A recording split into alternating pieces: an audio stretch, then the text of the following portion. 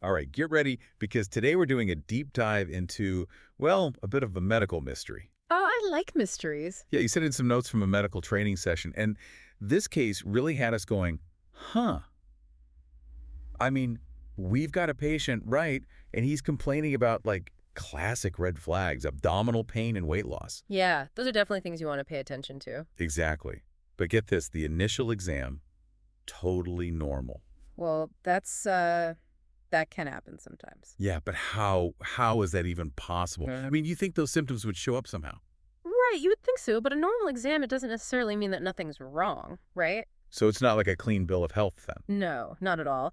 It just means that we need to kind of shift our focus a little bit. We need to rely on other diagnostic tools. So what, like it's not a giant flashing sign pointing to the problem? Yeah, no. It's more like a subtle whisper. Yeah, I like that. A subtle whisper. So tell me, what else do we know about this patient? Well, the notes just describe him as a man, right? And he's just got abdominal pain and weight loss. So pretty standard stuff. Okay, but what about the exam itself? Oh, yeah. So the doctor, they didn't find any tenderness in his abdomen. There were no signs of anemia, like, no swollen lymph nodes or anything. Nothing really screaming problem. Wow. So, literally nothing. Like, if I was this patient, I'd probably be relieved. But for a doctor, that must make it way harder to figure out what's actually going on, right? Right. You'd think so, wouldn't you? Hmm. But this is where it gets, I think, even more interesting.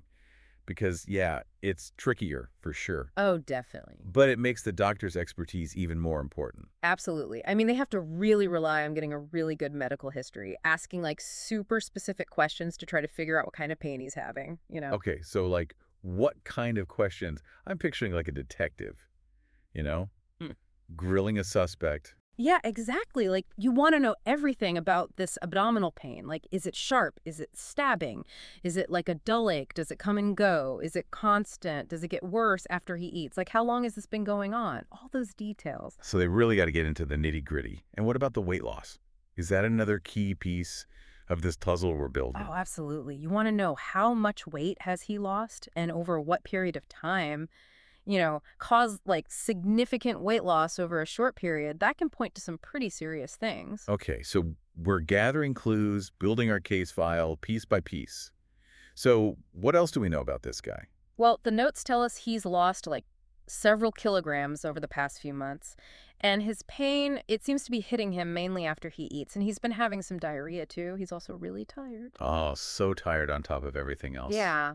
But he has no other like medical history or anything. And he isn't taking any medications. Okay, so we're starting to get a clearer picture here. So, like, if I'm the doctor, right, Hmm. what diagnoses am I even considering at this point?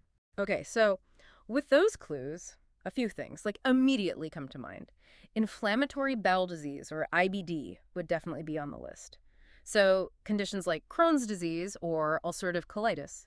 Okay. And then there's celiac disease. Celiac disease. Yeah, which is an autoimmune disorder where eating gluten triggers, an immune response, and that damages the small intestine. So both of those, IBD and celiac, could explain, the pain, the weight loss, and the fatigue. Yeah, definitely. Okay, that's making sense.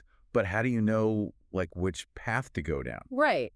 Well, that's where the real detective work begins, right? You've got to rule out other potential culprits. So, like, what else could it be? Well, could it be another autoimmune issue, like a thyroid disorder? Hmm. Or maybe an infection that's kind of lurking beneath the surface? You can't jump to conclusions until you've looked at all the different angles. So even with more information, it's still a bit of a guessing game at this point. It's more like a process of elimination. We're just narrowing down the possibilities, Yeah. right? Looking for clues that'll lead us in the right direction.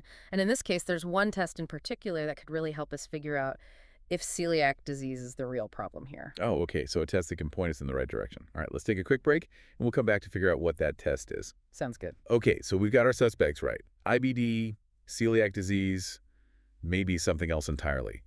But now it's time for some, like, hard evidence.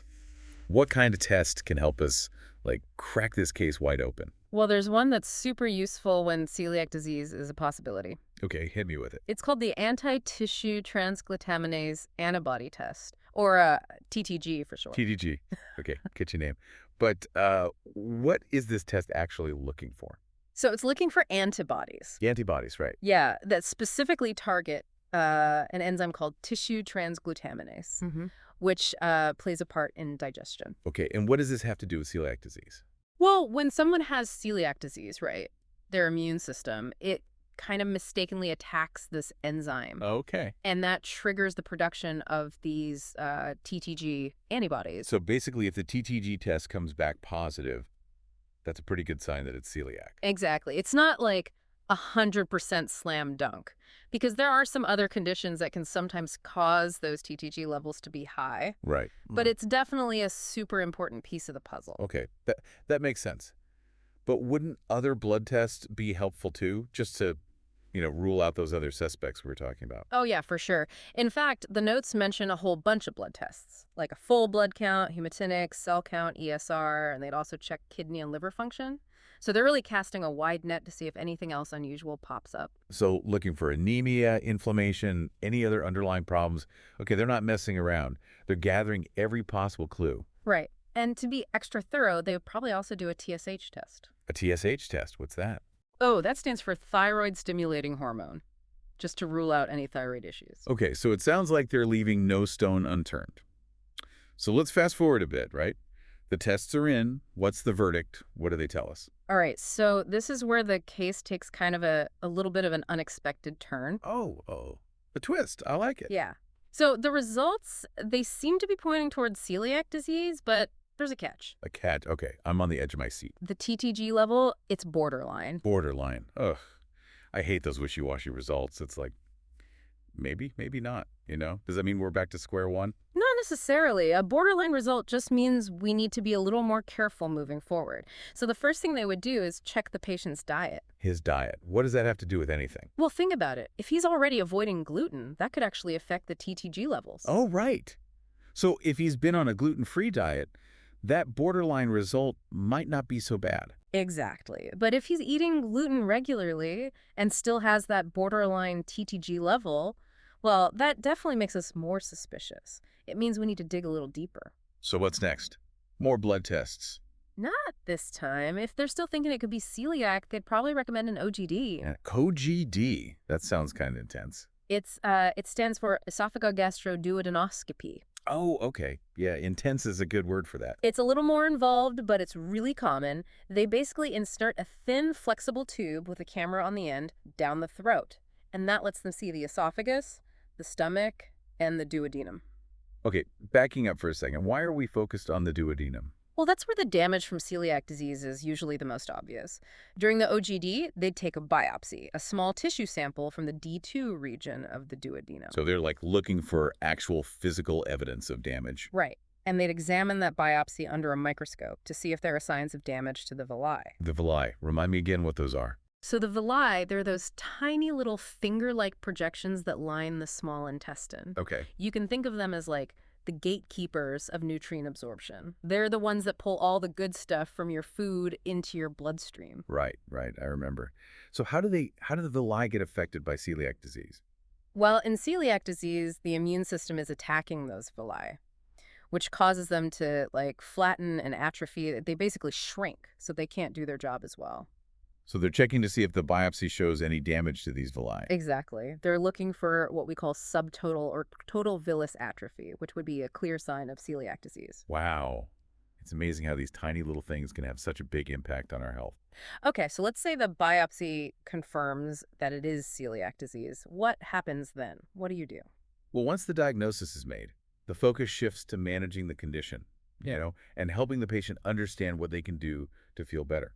And the first step is education, making sure they understand what celiac disease is, how it affects their body. And I'm guessing the big question is, how do you manage it? Right? Yeah. So the most important thing in managing celiac disease is, well, adopting a gluten-free diet. Okay, so no more bread, no pasta, no pizza. I mean, that's a huge lifestyle change. Yeah, it can be a big adjustment for sure. But, gluten is found in wheat, rye, and barley, so there's still plenty of naturally gluten-free foods, like all the fruits and vegetables, meat, poultry, fish, rice, potatoes, beans, So it's not like you're stuck eating just lettuce for the rest of your life. No, definitely not. And these days, there are so many gluten-free alternatives out there. Like, you can get gluten-free bread, pasta, baked goods, snacks, everything. Plus, a dietitian can be super helpful in guiding someone through those dietary changes. They can help with personalized meal plans and answer any questions they might have. It sounds like it takes a real team effort to manage this. Oh, absolutely. It's about empowering the patient, Yeah. right? Helping them take control of their health, make good choices, and live a full life, even with this diagnosis. That's really good to hear. Okay, so let's recap this wild ride we've been on. We started with a patient who had classic symptoms, but then that normal exam kind of threw us for a loop. Then we followed the clues, ruled out some other possibilities, and landed on celiac disease as our main suspect. That borderline TTG test led to an OGD, and now we're just waiting for the results of that biopsy to either confirm or, deny those suspicions. And you know what this deep dive really highlights? Sometimes the most obvious answers aren't the right ones. It really takes a combination of, careful observation or really thorough investigation and, well, a little bit of curiosity to figure out these medical mysteries. It's true, and it makes me think about what you were saying earlier about how sometimes doctors feel pressured to find an answer right away, Yeah, yeah. even if the initial exam doesn't show anything. But really, sometimes taking a step back, being a little more cautious, can prevent a lot of unnecessary tests or even a wrong diagnosis, right? Exactly. It's a good reminder that medicine is a process. It's about discovery, not just finding a quick fix. It really is. Yeah. And speaking of discoveries, this whole conversation has gotten me thinking. Like, we're seeing more and more cases of celiac disease and gluten sensitivity these days, and it makes you wonder, why is that? Are we just getting better at diagnosing it? Are there environmental factors at play? What's going on? That's such a great question, and it shows that there's still so much we don't know about this condition, which is why it's so important to keep doing research and raising awareness.